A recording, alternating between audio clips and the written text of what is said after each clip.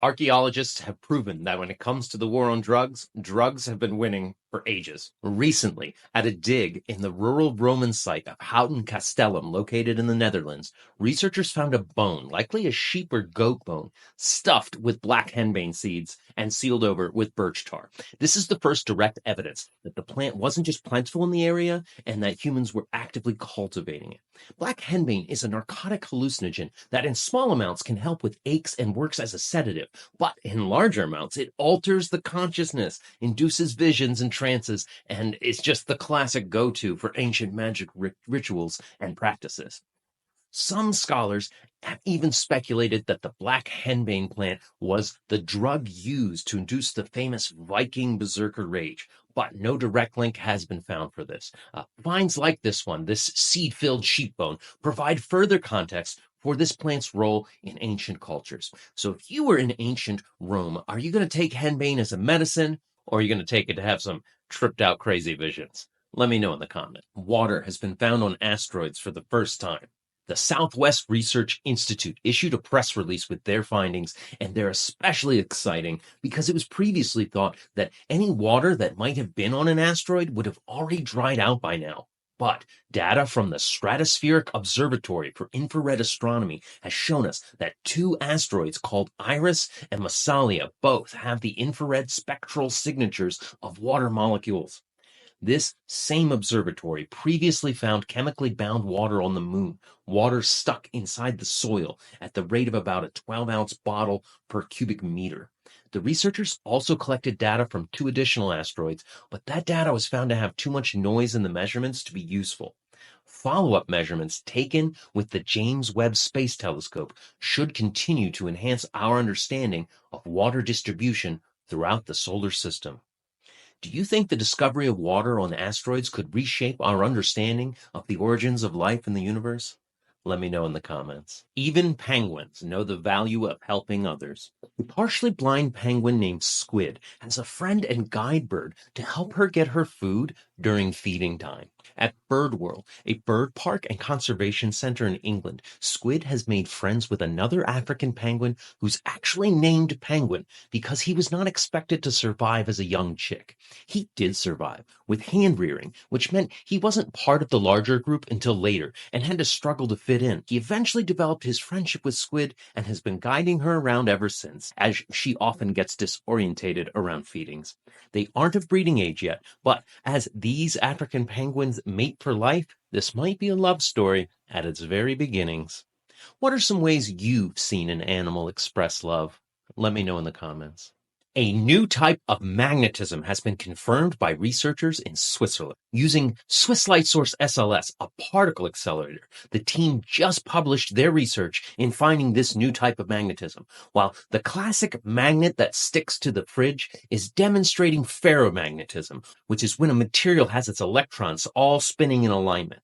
Antiferromagnetism is when the spins of electrons alternate, resulting in net zero magnetic effect. This new type of magnetism is called altermagnetism, where the electron spins alternate like antiferromagnets, but there's also crystal symmetries that result in strong spin polarization like ferromagnets, meaning altermagnets have qualities of both.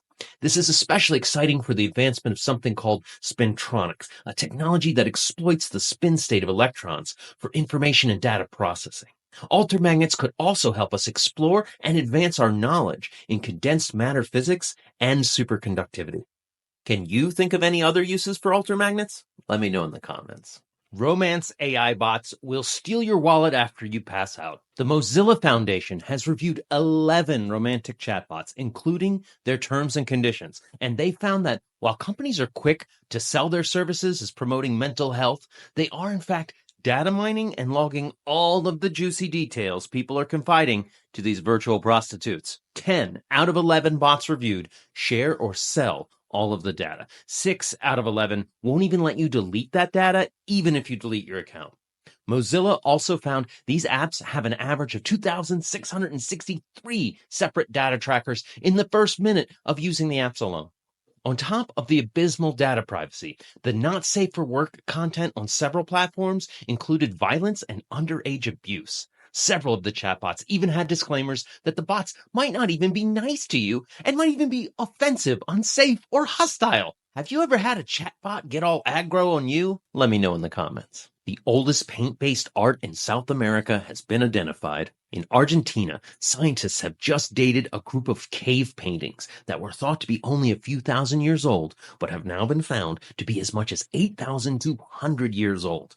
We don't know much about the ancient peoples in Argentina, but it seems they arrived in the area about 12,000 years back, making it one of the last places on Earth to be inhabited by modern humans. The team examined the paint used on the rock and found that it still had plant matter inside of it, meaning they could use radiocarbon dating to get a precise measurement of when the paint was mixed and applied. And though 8,200 years is quite old for cave art, the world's oldest cave art was found in Indonesia back in 2017, and it is an amazing 45,000 years old. What's your favorite ancient finding and why? Let me know in the comments. Scientists used an AI image of a giant rat penis in a published study. The open access journal Frontiers in Cell Development and Biology has retracted a recent article and had to apologize because despite going through multiple checks, they published a paper that used AI images of a rat with gigantic genitalia and nonsensical text that's all too common in AI-generated images. According to their apology statement, the journal admitted that a reviewer did raise concerns about the images, but put the onus on the authors of the paper to have made corrections before publishing. This journal does allow AI imagery as long as the authors disclose it, but critically, those images are supposed to be accurate. Even so, it's troubling that anything of such poor quality could make it through the scientific review process and all the way to publication, raising a lot of questions about generative AI and its use in academia. Besides the beginning of my videos, where are some unexpected places you've encountered bad AI art? Let me know in the comments. Mountain goats are now walking right into the mouths of wolves. The alpine ibex is a type of mountain goat in Europe that almost went extinct in the early 1800s due to extreme levels of hunting after firearms became more readily available at the time. Having bounced back from only around 100 goats, the population today of over 50,000 face a new challenge, according to ecology researchers out of the University of Ferrara. As the days get hotter and hotter, these goats are choosing to forgo their daytime meals to instead climb down from their mountain homes to eat at night, when their main predator, the wolf, is active. As they graze in open feeding grounds without cover, they're particularly vulnerable to becoming prey. Researchers are alarmed that the alpine ibex's method of coping with this heat is seemingly more dangerous than the heat itself, as their eyes are not adapted to darkness, and in addition to being eaten by wolves, navigating their steep, rocky habitat is more complex and dangerous at night. So if you were a goat, which would you choose, eating comfortably or eating without predators around?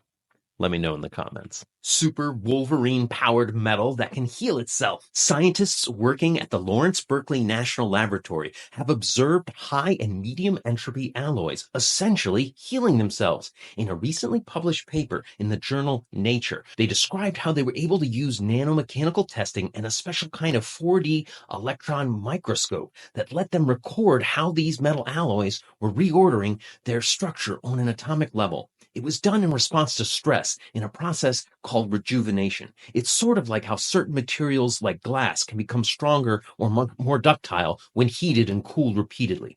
While the alloys themselves don't literally bend and fix themselves like living organisms, their atomic arrangement does allow them to exhibit properties similar to self-healing materials. It makes them more resilient to deformation and damage. And it's important to note the process doesn't continue indefinitely or last through prolonged stress. What do you think some fun uses for a metal that heals itself might be? Let me know in the comments. A Canadian airline claimed their AI is a separate legal entity. A man had to sue Air Canada after he followed the instructions of their chatbot in buying a ticket to go to his grandmother's funeral. Anyone who has needed customer service in the last 10 years knows the frustration. You can't reach a human agent. You're forced to deal with some sort of automated process like a AI website chatbot. Jake Moffat of British Columbia purchased his ticket after the Air Canada chatbot explained the company's bereavement policy and told him he had 90 days to file for the discount after the fact. Based on that information, Mr. Moffat bought a full fare ticket and went to the funeral. Later, Air Canada denied any such policy and refused to offer any money back, stating that's not their terms and the terms are on the website clearly. In court, Mr. Moffat presented his screenshots of the chats and the chatbot, and stunningly, the airline actually argued the chatbot's a separate legal entity from the airline. They can't be held liable for any bad information it provided. Fortunately, reason prevailed, as the chatbot is part of the website, and the consumer can't be left to be the one to decide which part of a website is truthful and which isn't. In this case, do you believe the AI chatbot or do you believe the web page? Air Canada was found to be liable and its chatbot to be very much a part of its website and not, in fact, a separate legal entity. Is it too soon to start considering whether AI can legally be their own person? Let me know in the comments. French researchers report a tragic cheese extinction may be looming. Camembert, the thick cousin of brie cheese, has some issues with the fungus used to process it.